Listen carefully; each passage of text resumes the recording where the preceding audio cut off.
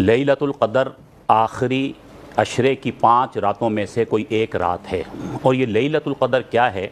अल्लाह रब्बुल आलमीन कुरान पाक में फ़रमाते हैं, इस लैलतुल क़दर की एक अज़मत तो ये है कि इन्ना अंज़लनाहु फ़ी लैलतिल क़द्र, अल्लाह ने लैलतुल क़दर में कुरान पाक को नाजिल फ़रमाया। लोहे महफूज से आसमान दुनिया पर अल्लाह ने इस रात में कुरान पाक को उतारा, फिर तदरीजन आगे नाजिल होता रहा। ये बड़ी फ़जीलत है।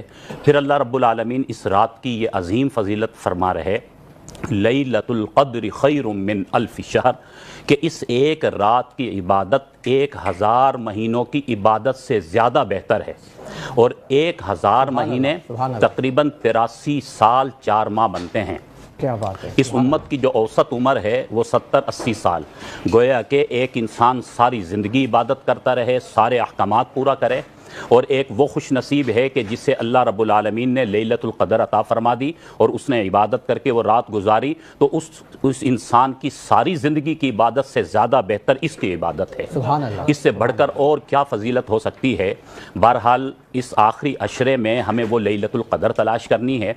अगर अल्लाह रब्बुल आलमीन 30 रातों में से कोई एक रात रख देते और हमें 30 रातों को जाकर उसे तलाश करना होता, तो भी सौदा महंगा नहीं था कि पूरी ज़िंदगी की इबादत के बराबर।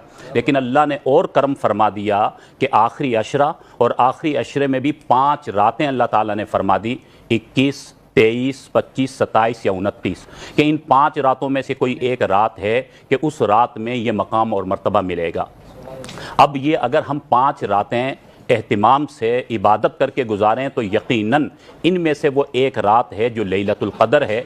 जिसको लैलतुल क़द्र मिल गई उसका बेड़ा पार है, उसको यकीनन इतनी बड़ी अज़मत मिल गई कि इससे बढ़कर कोई अज़मत नहीं है।